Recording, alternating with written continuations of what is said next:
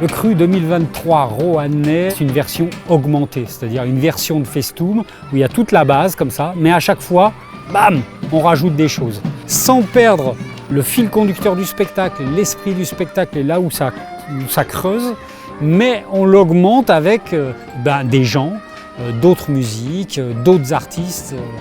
Et c'est ça, cette version-là, c'est la première fois que je fais ça. On y va!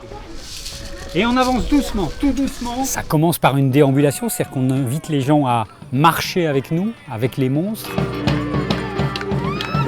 De la déambulation festive où on fait du bruit, etc., à des moments hyper concentrés sur du sens, sur un texte extrêmement précis, extrêmement écrit et contemporain.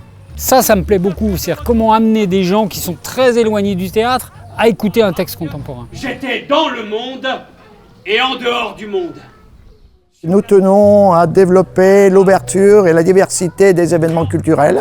On propose des spectacles innovants, je dirais même intrigants cette année. On accueille ici de la culture la plus diverse. Il y a le bal, il y a la danse, il y a la musique et il y a la rencontre surtout intergénérationnelle, ce qui est quand même l'objectif principal. De conserver nos traditions rurales.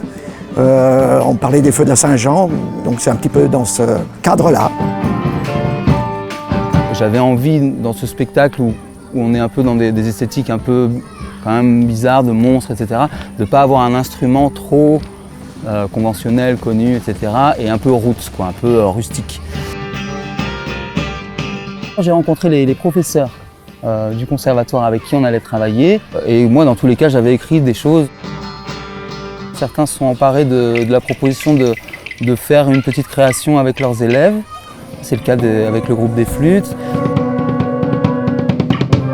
Il y a ceux des grottes, ceux des arbres et ceux des fourrés. L'écoute cet après-midi était incroyable. Pourtant, il y avait 150 personnes, il y avait des enfants, et il y avait un silence qui était magique, quoi.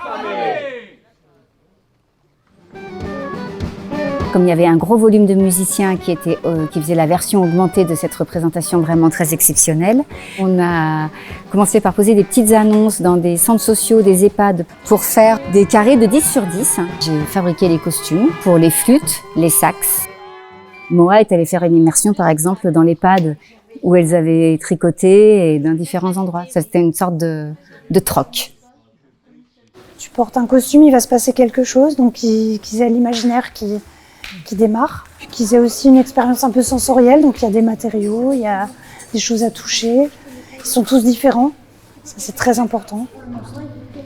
C'est pas un déguisement, jamais, c'est un costume, on enfile un costume, on se transforme.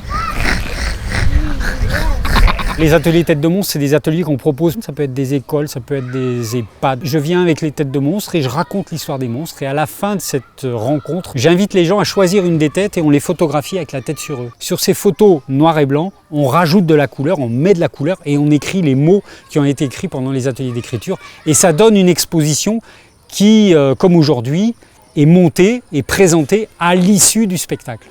Vous les ayez un petit peu en tête. Ce que j'aime, c'est inviter d'autres artistes à travailler sur les projets et que ce soit des créations collectives, où chacun, on met de notre art au service d'une idée comme ça et on fait évoluer le projet au fur et à mesure des répétitions, des laboratoires de recherche, etc.